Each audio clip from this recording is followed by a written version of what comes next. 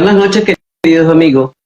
Es un gusto para mí que Juan Pablo Bolero Uribarri me acompañe esta noche como secretario de Asuntos Internos de la Fundación LIP.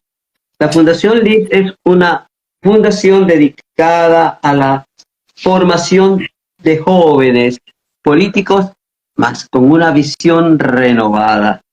Y pues he tenido el placer de que me pidiesen que hiciésemos con ellos esta transmisión, de tal manera que por lo importante del tema que hoy vamos a abordar. Juan Pablo, te confieso algo. Leyendo y documentándome para el en vivo de hoy, me quedé sorprendida de la cantidad innumerable de instituciones de integración iberoamericana que existen. Por ejemplo, el Mercosur, el UNASUR, la CELAC, la Alianza del Pacífico, el ALBA, el ALCA, los diversos TLC que se han hecho por entre 2 o 3 países en Iberoamérica, la Comunidad Andina de Naciones, y en la CEPAL, pero que sabemos que la CEPAL es un organismo que se encarga de hacer estudios sobre la realidad latinoamericana en diversos sectores. Entonces, Juan Pablo, muchas de estas instituciones son creadas antes de que llegara ese ser que puso a caminar la espada de Bolívar por la América Latina, y muchas de ellas fueron creadas inclusive por él, como el caso del ALBA, y si no me equivoco, el UNASUR, para aglutinar las fuerzas de izquierda de las que él formaba parte, y inclusive algunos de las ISILA, o lo que se llamó el CARICOM. En tal sentido, leyendo me di cuenta que sí, todos propician el desarrollo de un mercado económico entre las naciones de Iberoamérica, promueven también la unificación social, la desaparición de la pobreza, etcétera. Pero algo que leí, y en un documento que leí, la palabra poder político estaba presente cada 3 líneas, lo que me dio a entender a mí que sí, además de buscar la integración económica, comercial, social, cultural de Iberoamérica, creo que el poder político tiene un peso muy fuerte que le impide a esas instituciones, siendo que en su mayoría está conformado por grupos de izquierda, pues puedan lograr el objetivo, sino desde su visión y no desde una visión que busque satisfacer las necesidades de todo el conjunto de iberoamericanos que vivimos en la América Ibérica. ¿Qué piensas tú al respecto? Bueno, en primer lugar aclarar, ¿no?, que una visión data de muy antiguo. Esta visión panamericana, incluso desde la propia génesis de las repúblicas, cuando se proclamaron, cuando se fundaron. La necesidad de federarse o de confederarse, lo hablaba así, por ejemplo, en sus escritos, necesidad temprana ante la importancia y la evidencia de la historia compartida en común. Pero más allá de eso, también la necesidad de armar estrategias conjuntas, porque el conjunto de secesiones que se hicieron en Hispanoamérica nos han dejado un saldo de 20 naciones relativamente pequeñas. Pudiéramos decir que la excepción sería México, conjuntamente con la Argentina, porque ellas suman un Producto Interior bruto nominal bastante amplio. Tanto Argentina como México están en el G20, por ejemplo, pero eso lleva al rezago a los demás. Y teniendo intereses en común, historia compartida, experiencia política compartida también. Pero no ha sido posible la integración latinoamericana, por lo menos de manera profunda. Se ha quedado en el discurso. A principios, por ahí por los 50, cuando predominaban los regímenes de seguridad nacional, las dictaduras en la región, se orquestó a través de Marcos Pérez Jiménez y otros una visión panamericana. Luego, ocurrida la irrupción de la democracia en Venezuela, esa inquietud continuó, pero ahí hubo una interrupción. ¿Por qué? Porque el presidente Betancourt no podía, en su momento, había asumido como política el no reconocer regímenes que no fueran de naturaleza democrática, lo cual tenía un sentido, una pertinencia, una coherencia.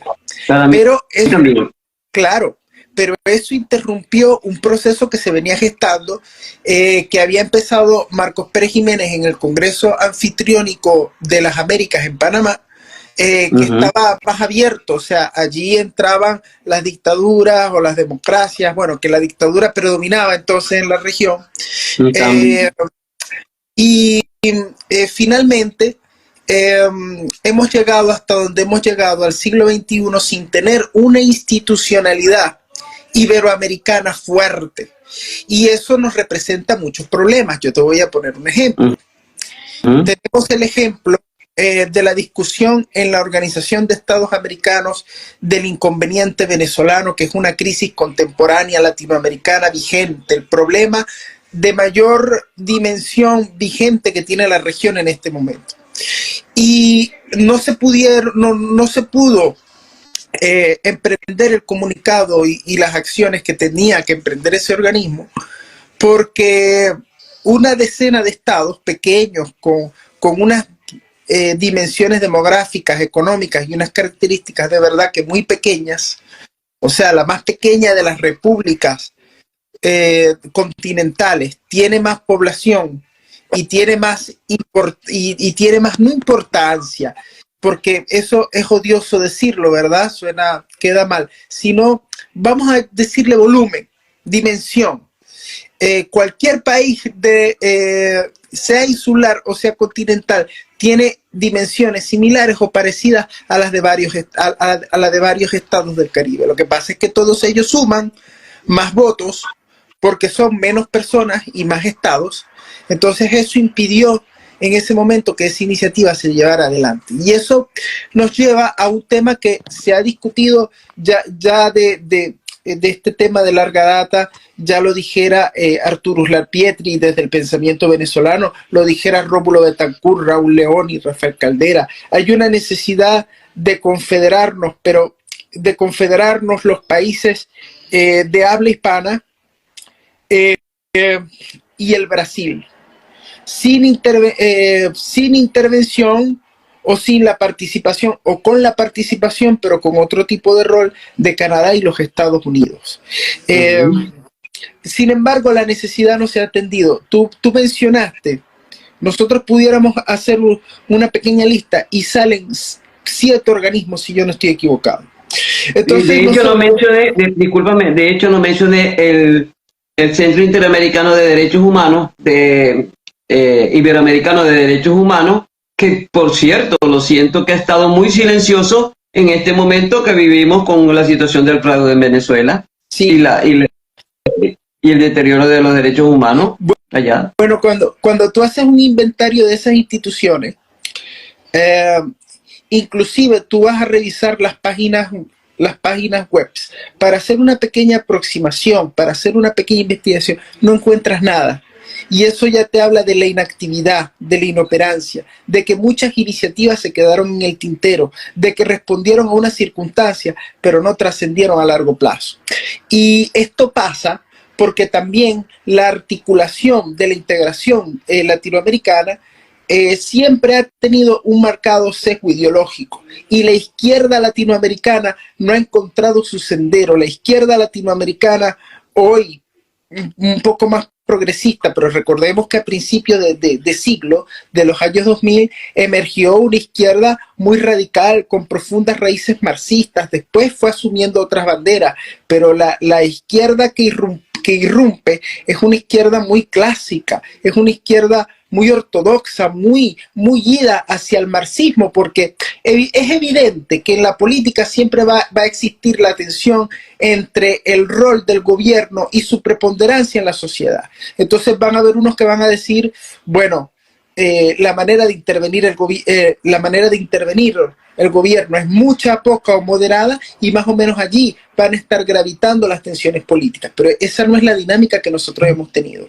Nosotros hemos tenido una izquierda radical antidemocrática inclusive, que ha confrontado a las derechas viejas, mercantilistas, oligárquicas, radicales, menos radicales, más formales, más institucionalizadas, pero que las izquierdas terminaron devorando junto con los sistemas institucionales de esos países. Entonces, cuando tú te encuentras la América hispana de la primera década de este siglo que estamos viviendo, tú te encuentras una emergencia de la radicalidad hacia la izquierda y unos países que se están reconceptualizando otra vez, rearmando sus respectivas constituciones. Y esto es muy grave, porque no solamente se trata que de esto esto es muy importante también lo que voy a decir, pero no solamente se trata de eso. O sea, evidentemente una constituyente significa la remoción del poder vigente, constituido.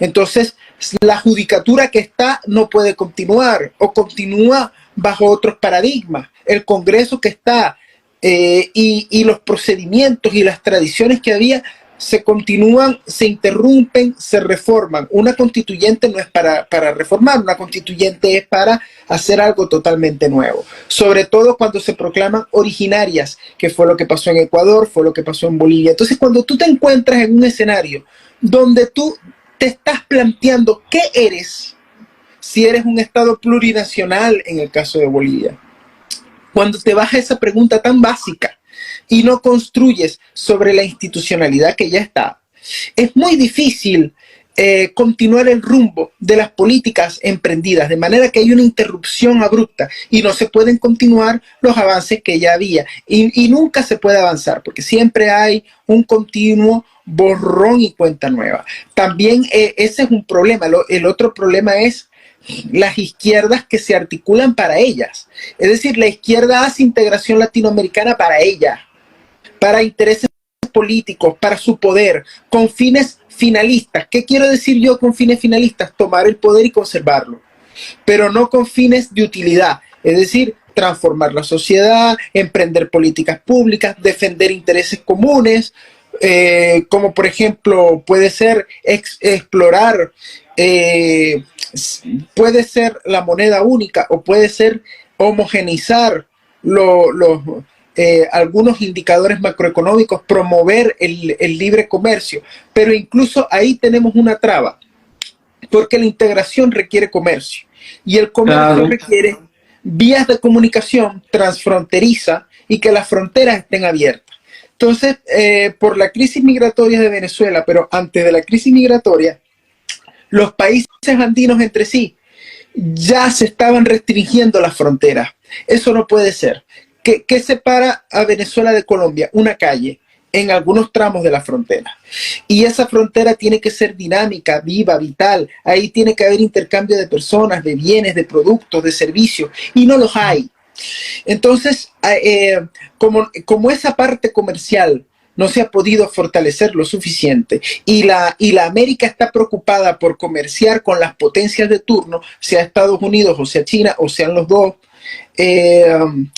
y como además la estructura de nuestras economías sigue siendo en muchos casos el sector primario, no de la transformación, como todo mundo produce cosas primarias, o sea, petróleo bruto,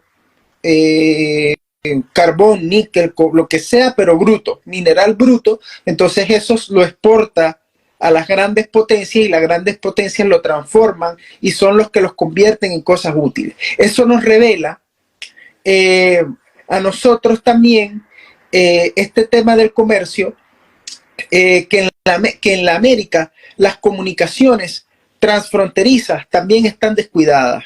No hay grandes infraestructuras que comuniquen los países y las fronteras que se pueden comunicar. El intercambio de capital humano es inexistente y también el intercambio comercial, porque toda la América está comerciando básicamente con China, Europa y Estados Unidos, y no estamos comerciando entre nosotros, pero porque no se ha realizado una reforma que permita que con el tiempo y con el esfuerzo de la sociedad y de las empresas se genere ese intercambio de esos bienes y de esos servicios. Y cada país va a su propio ritmo, y las facilidades para que exista una interconexión de las economías prácticamente no existe. Eso no se ve en el horizonte. Tampoco hay ese empeño, porque la América Latina, la América no se mira a sí misma. Está como mirando hacia el otro extremo del continente o hacia el otro lado del Atlántico, pero no se mira a sí misma. Y esto también tiene implicaciones políticas, porque hay una tendencia de introspección muy grande de los países sudamericanos, donde no existe la corresponsabilidad con el otro, de manera tal de que de manera desdeñosa se dice, bueno, lo que pasa en Colombia no tiene importancia a los efectos o a los intereses de Chile, por poner un ejemplo solamente, o de la Argentina o del Uruguay, porque eso está muy lejos, eso es el Caribe y nosotros somos el cono sur, ¿verdad? Entonces, estas pequeñas barreras y estos pequeños frentes, que también son mentales, que también son ideológicos y que tienen mucho la derecha. Las derechas latinoamericanas tienen una introspección muy grande. Hay excepciones, como puede ser Milei, que se ve que tiene una visión, un panorama mucho más mundial, pero las derechas tradicionales suelen ser aislacionistas y se suelen radicar en las diferencias. No, yo soy diferente a ellos, al resto de los latinoamericanos. Somos diferentes y en ese pronunciamiento hay una sentencia muy grave, porque políticamente tú estás diciendo, él no me importa, el vecino no me importa, y es quien más tiene que importarte. Entonces, allí tenemos un problema económico, un problema político y yo diría también un problema cultural. Sí, pero concuerdo contigo totalmente. Por aquí hay algunos comentarios que me gustaría no dejar pasar. Sara Letra dice, esas características semánticas odiosas ciertamente son deleznables. Además, dice, correctísimo, inaceptable es en este siglo. Entonces, Juan Pablo, si no hay la posibilidad, tú ves que hay la posibilidad, ya que las fuerzas políticas al final influyen en las decisiones que se tomen, y como tú bien decías, hay una mentalidad no localista, no pensando en Iberoamérica como tal, sino cómo cada quien logra hacer comercio expandiéndose a otras esferas del mundo, ejemplo China, etcétera, Rusia en algunos casos. Y entonces, ¿cuál es el futuro? ¿Cómo contrarrestar eso? O simplemente no tomar en cuenta lo que esas instituciones hacen, porque sabemos que al final ni van a lograr integración cultural, que la necesitamos, integración social, que la necesitamos. O yo, por ejemplo, leía que cuando estaba una de estas organizaciones, lo que buscaba entre las estrategias que se había planteado era que pudiera haber una cierta seguridad social en Iberoamérica, es decir, si yo trabajaba en Venezuela y tenía que ir a otro país, pues pudiera tener derecho a esa seguridad social, porque yo tenía un dinero que ya había sufragado para efecto que cuenta para esa seguridad social. Y eso ni siquiera tampoco se ha logrado, porque lo sabemos a los que hemos migrado que no ha sido posible. ¿Okay? Que nos incorporen a la seguridad social, salvo que estemos trabajando en el país que nos ha acogido. Aquí, entonces, ¿cuál es la expectativa? ¿Hacia dónde vamos con esta integración? Yo siento que se propicia la izquierda, no sé, me da la impresión de que la derecha ha sido tímida en ese sentido. Claro, Latinoamérica ha pasado por un tiempo muy largo de convulsiones políticas, de dictadura. Hoy todavía la tenemos en países como Bolivia, Ecuador, Perú inclusive, que la están viviendo Colombia inclusive ya se está comenzando a ver el rechazo hacia el gobierno que está ahorita en el poder. Y entonces, mientras todos esos elementos estén allí presentes, es poco probable que lo económico, lo social y lo cultural se tome en cuenta como primera prioridad, sino es lo político, donde cada quien lo que quiere es que las izquierdas se empoderen y tomen el poder de América Latina y que todo lo que ellos sea voz populis, voz de Deus. Voz de Deus. Bueno, el tipo de unión que se preconiza de todas maneras es una unión política. Lo que pasa es, y fundamentalmente política, lo que pasa es que la región no ha avanzado políticamente. Hay aspiraciones democráticas. Las instituciones en algunos casos han demostrado mucha fortaleza, pero en los temas de la estabilidad, nosotros tenemos todavía en la región una izquierda muy rebelde, una izquierda muy radical, una izquierda que no quiere evolucionar hacia la socialdemocracia, hacia el socioliberalismo, una izquierda que tiene derecho, que tiene banderas que vindicar. Yo no puedo pretender que todo el mundo piense igual que yo, y la política tienes, como ya lo había dicho antes, sus puntos de tensión, ¿no? Quienes propugnen la intervención o la participación del gobierno más o menos en algunas cosas, quienes más, quienes menos. Ese elemento siempre va a estar ahí, pero ya nosotros necesitamos en la región que la izquierda deje de ser, ojalá, una fuerza retrógrada, una fuerza regresiva, inmovilista, sí, que mantiene... Se quedó en el pasado, que se quedó en la Cuba de Fidel, o que se quedó en el leninismo de los rusos, y que no entiende que en la izquierda también hay otras izquierdas que son más ponderadas, son más equilibradas, ¿verdad? Y que además hay derecha que también es equilibrada y equilibrada, porque ahora estamos moviéndonos en el extremo. Yo me estoy ya hastiada de escuchar ultraderecha y ultraizquierda. Estoy hastiada, estoy cansada. A veces no me provoca ni siquiera ver X, donde por lo menos se puede dirimir eso, porque todo es el mismo discurso. Sí, y es un discurso o sea, tú para evaluar si lo que dice una persona tiene utilidad o no, tú tomas ese discurso y tú te pones a ver, ¿hay más verbos y sustantivos o hay más adjetivos? ¿Qué es lo que predomina en ese discurso?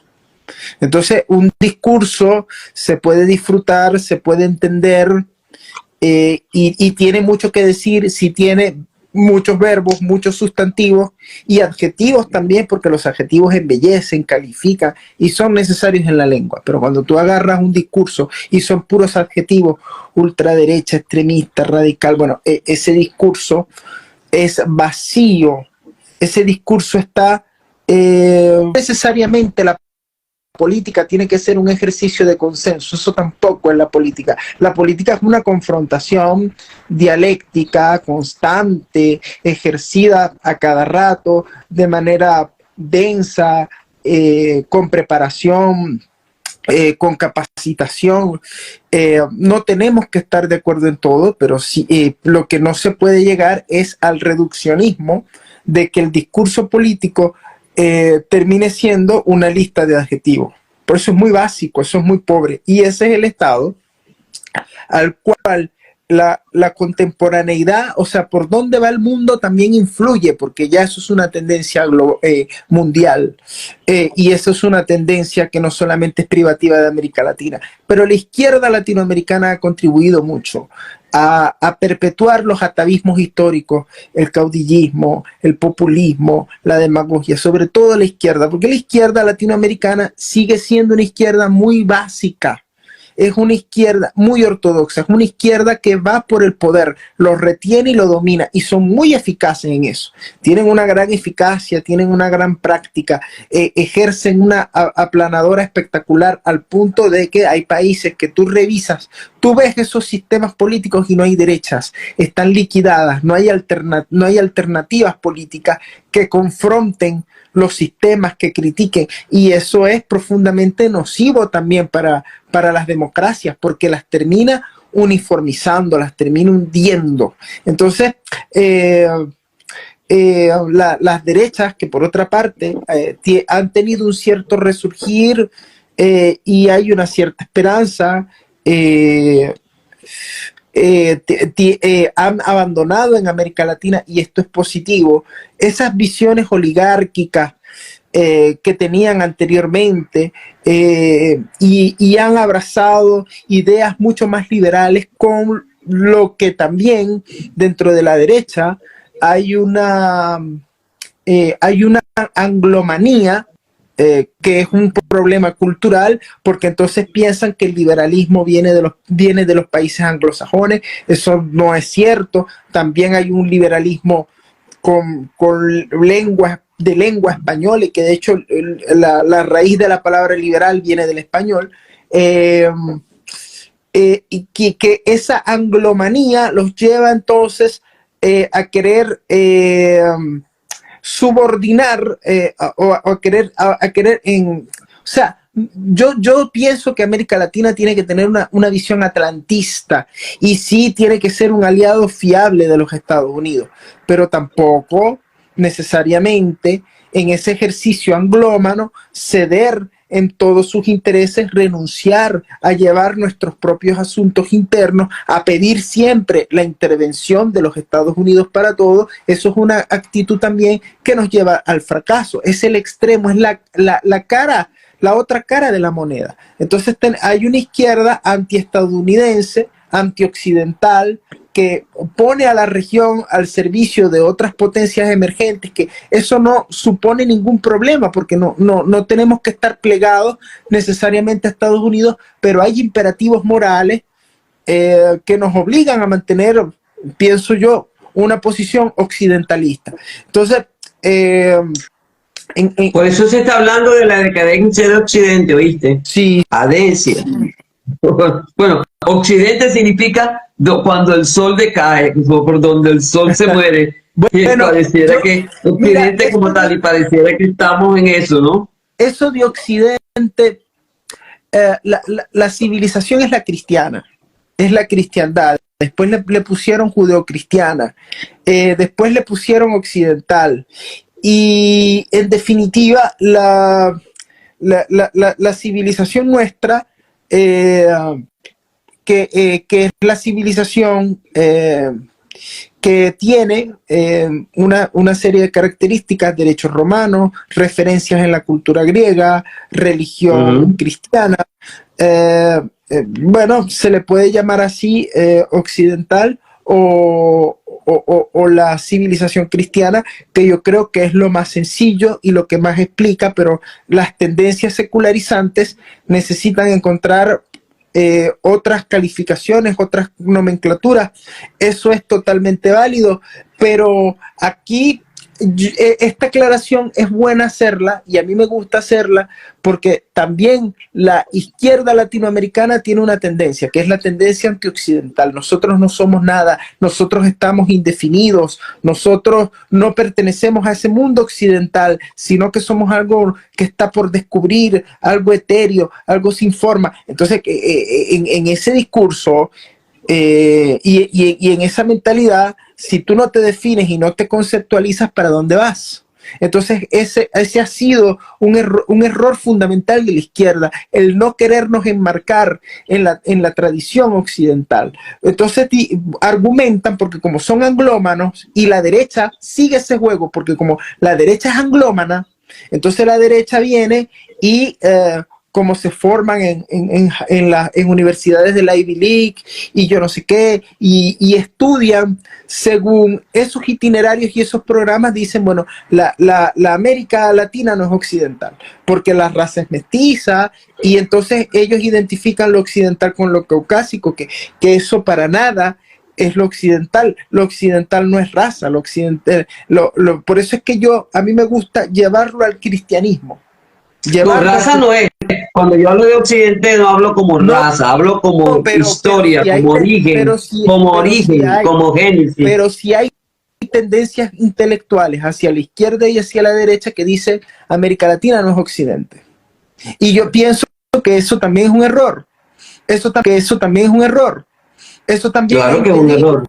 Eso es un error. Y eso también le ha impedido a la derecha y a la izquierda poder articular una política panamericana, que lo más importante es que la acepten los dos.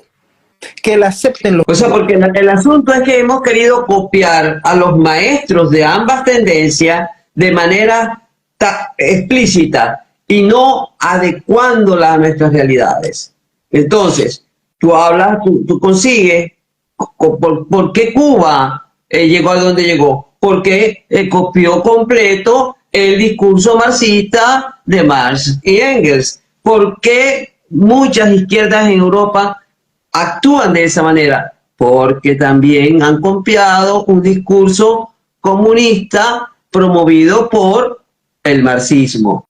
Entonces, no hay un término medio, no hay una visión propia, salvo la socialdemocracia, por lo menos algunas socialdemocracia, porque el socialcristianismo, por ejemplo, en América Latina, en Venezuela, se basaba fundamentalmente desde el punto de vista, tomaba como base la doctrina social de la Iglesia Católica, ¿ok? Podrá tener sus errores, pero se basaba en lo que nos dejó un ser humano que se llamó Jesús y que muchos papas, como el Papa León XIII en su Rerum Novarum, como Benedicto XVI, como el mismo Juan Pablo II, nos dejaron muchas encíclicas donde nos indican el camino que tanto izquierda como derecha necesitan recorrer para poder conciliar posiciones, porque si no el mundo está yendo a la deriva. En Europa está pasando, en América Latina está pasando. Mírate lo que está pasando en Inglaterra. En Inglaterra llegaron los laboristas y pareciera que se ha desatado la furia total y donde un ciudadano inglés vale menos que 3 lochas. Perdóname que lo diga de esta manera. Entonces, se castiga a los funcionarios ingleses, a los ciudadanos ingleses, cuando están ante siendo respetados por una persona de origen determinado, y en lugar de utilizar las mismas medidas para aquellos que están desde una protesta totalmente animaloide, destructiva, logrando tumbar de alguna forma los emblemas de lo que ha sido esa cultura inglesa. Entonces, está pasando en el mundo. O sea, el problema latinoamericano, así como tiene un problema de institucionalidad en cuanto a todas esas instituciones que se supone buscan el desarrollo económico, social, cultural e inclusive político de la América Latina, lo está viviendo Europa. Bueno, pero de distintas formas, porque en el hemisferio, en el pensamiento contemporáneo europeo, se ha desarrollado y también en los Estados Unidos fundamentalmente, se ha formado una contracultura que es cuestionadora de lo que ellos llaman, bueno, status quo, de una actitud continuista con respecto de costumbres, de tradiciones. Cuidado, que en estas elecciones no se está viendo eso. Entonces, digamos, ese debate intelectual no se ve en otras civilizaciones, pero también hay que tener en cuenta que otras civilizaciones no han desarrollado de manera muy prolífica la libertad y el poder, la libertad de conciencia, la libertad individual, la libertad de pensamiento. Entonces uno puede ver como un bloque hegemónico hegemónico no, un bloque homogéneo, el Islam, pero entonces el Islam también es suní, es chií, y también hay críticos en el Islam, pero que a diferencia de Occidente, estas personas no tienen apoyo editorial, y salvo, llega un punto en que las voces que rompen los grandes, digamos, las imposiciones o o los grandes, no sé si llamarlo consensos, en esas culturas se trasladan hasta Occidente para poder transmitir eso.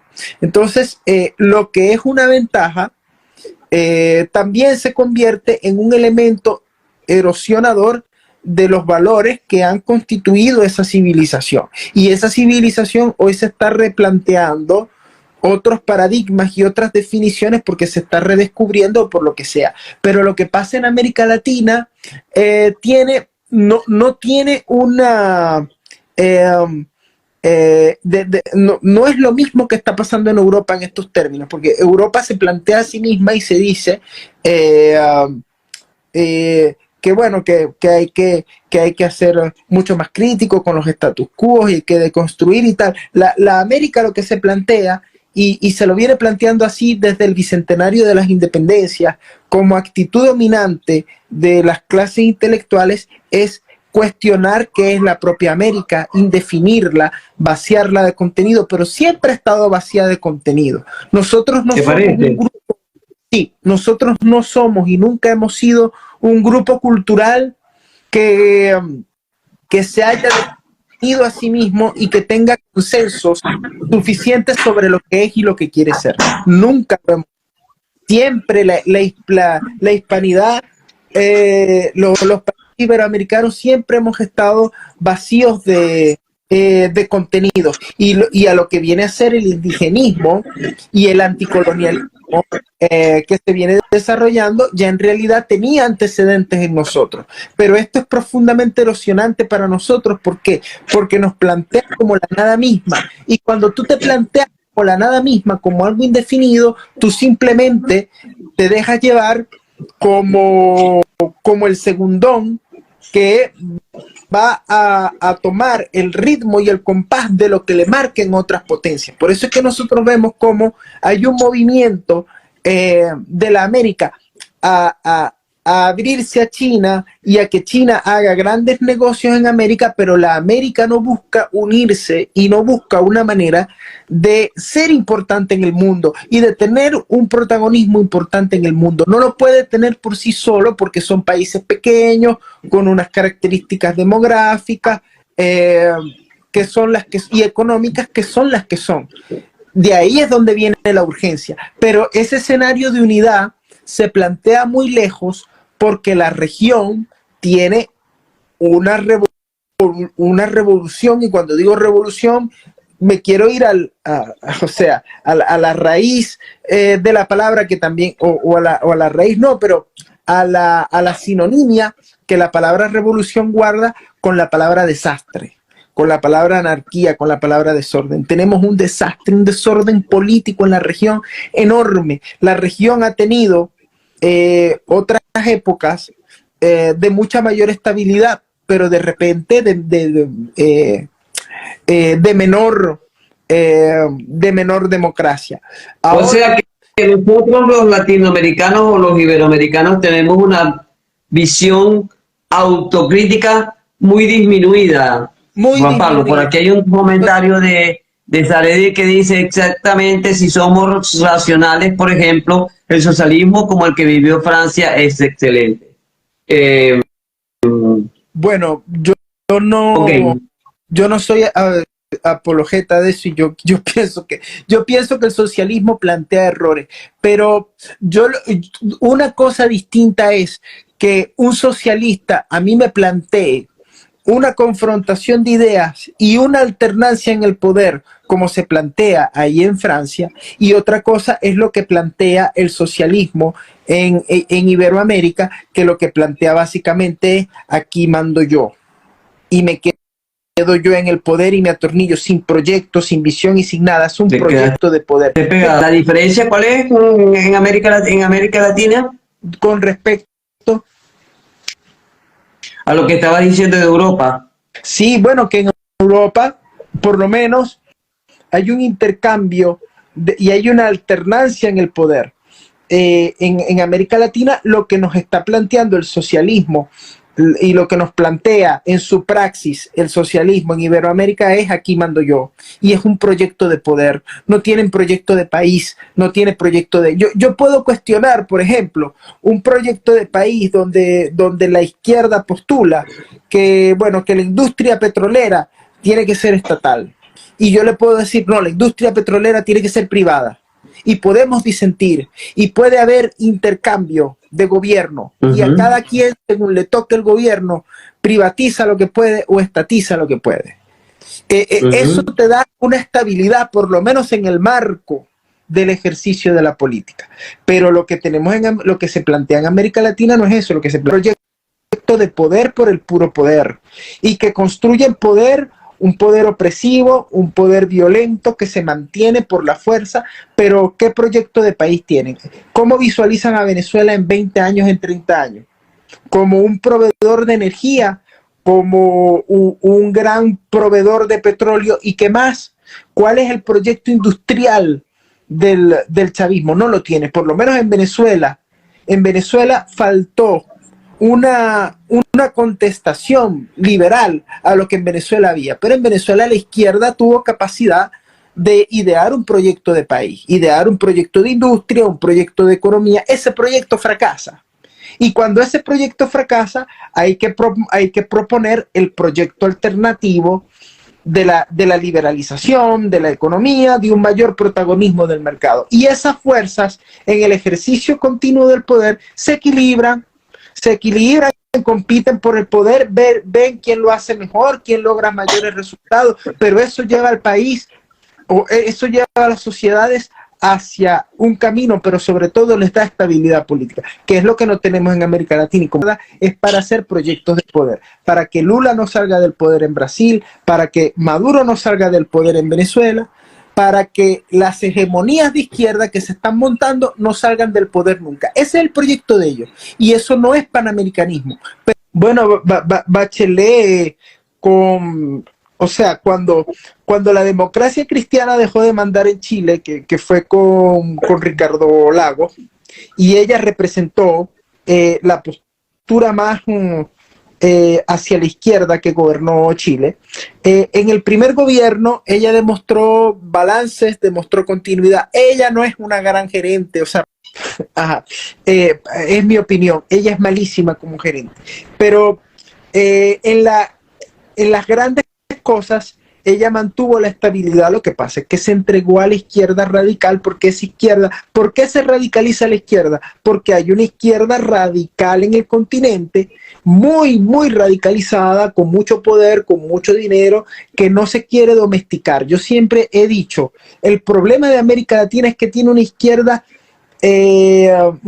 salvaje, una izquierda que no está domesticada, una izquierda de libro y de poesía, pero es una izquierda, y yo no quiero, o sea, nosotros no tenemos ahora una izquierda de la altura, del nivel que pudo representar, por ejemplo, un Rómulo Betancourt o un Raúl Leoni. Porque aplicando las ideas estatistas equivocadas, lo que sea, Rómulo y Raúl Leoni tenían presente la unidad latinoamericana, tenían agenda latinoamericana, tenían proyecto de país equivocado, pero tenían proyecto de país y tenían dotación intelectual para llevarla a cabo. O sea, nosotros no tenemos una izquierda que esté dispuesta a entregar el poder. Fíjate tú que antes de la llegada de Chávez al poder, había un consenso bien establecido en la región sobre qué era Cuba. Eso era un consenso, eso ya estaba asumido. ¿Quién lo pone en cuestión? Chávez, con dinero y geopolítica. Ellos lo ponen en cuestión. Por eso era vital que a la América continental estos regímenes radicales no llegaran, pero lamentablemente llegaron, y lo que hicieron fue extenderse y causaron un torbellino, un desastre en Bolivia, en el Ecuador, donde se hicieron constituyentes. Y fíjate tú que Bolivia tuvo una transición inacabada. Bolivia saca a Evo para meterse otra vez en Luis Arce y no salir de ese bucle. ¿Pero por qué? Porque o sea, las circunstancias fueron muy difíciles y también la mano financiadora del gobierno de Venezuela está ahí metido. Es decir, que mientras nosotros no salgamos por eso es que el tema de Venezuela es un tema continental también. Porque la región... Y no lo quieren ver, y no lo quieren ver, y no lo van a ver. ¿Por qué? Porque los intereses son muchos.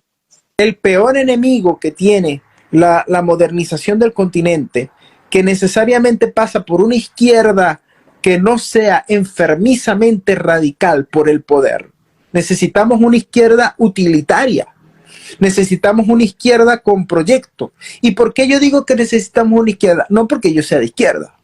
Es que yo entiendo... Porque hay que tener balance de fuerza, equilibrios de fuerza. Bueno, yo entiendo que no todo el mundo es de derecha. Y si no es de derecha, claro.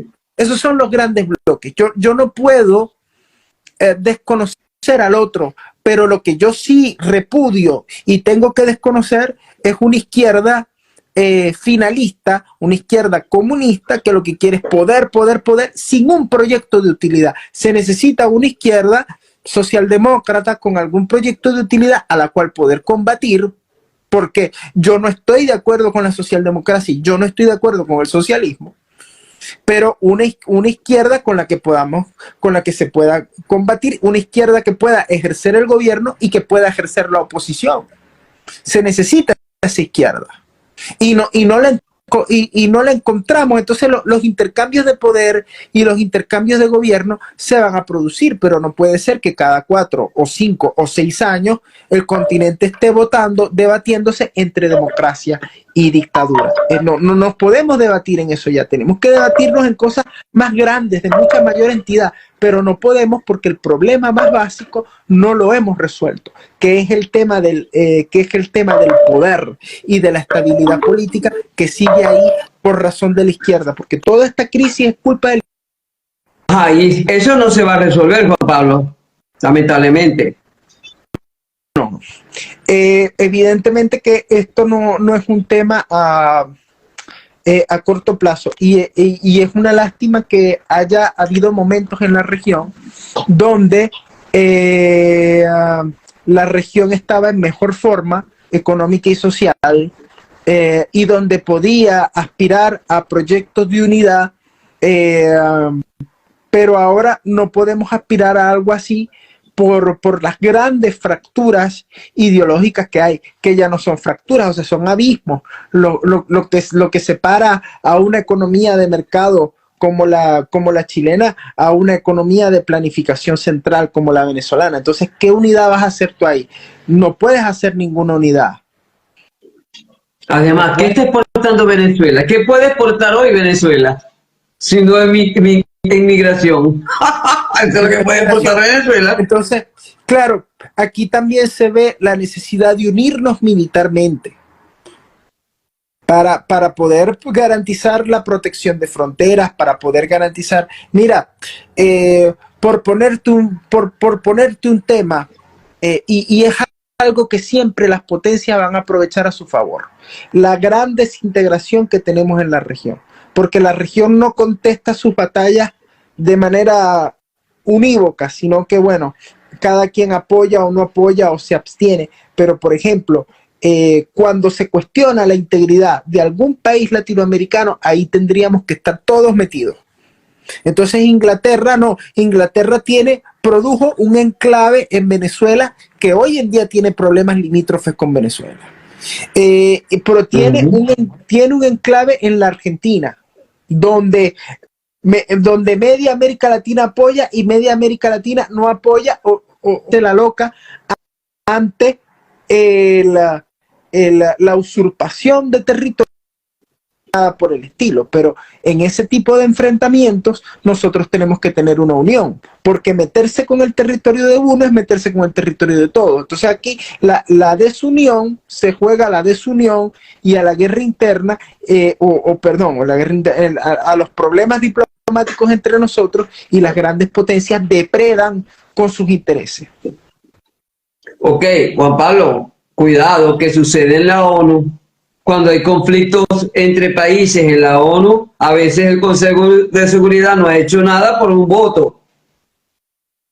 Entonces, Bueno, como que le estamos pidiendo mucho a una región como Iberoamérica para que tome posición bueno, ante lo una que, situación determinada, cuando lo que hay es una izquierdita en todos los sentidos en cada uno de los países. bueno, pero hace falta que la Y derecha también. izquierdita de la mala, no es izquierdita de la buena, cuidado, que hay Bueno, izquierdistas buenos, porque bueno, yo no me voy a extremos. bueno, yo no sé si hay izquierdistas. Bueno, yo sé que hay izquierdistas de utilidad. Se está quedando la...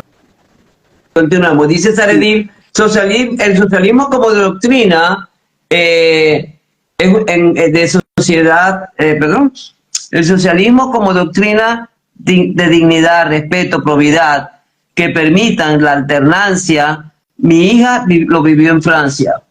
Un paréntesis interesante, porque Francia no ha podido sino medio gestionar los graves problemas que tiene como país, y de hecho, tanto en la francesa como en la izquierda francesa hay mucho inmovilismo, porque Francia necesita grandes reformas, pero esas reformas no las quiere dar nadie. Esa reforma tiene un gran costo político.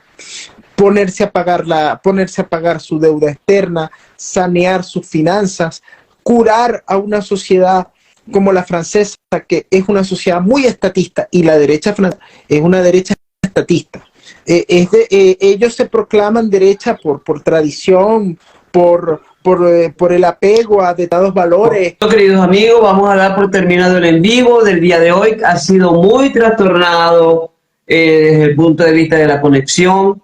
No sé si será que nos están llegando rayos eléctricos desde Venezuela que nos interfieren, porque saben que estamos hablando de un tema que obviamente los involucra a ellos y que los coloca como protagonistas de primera línea en esta situación. Gracias, Dios les bendiga, gracias por esos corazones, siempre con ustedes.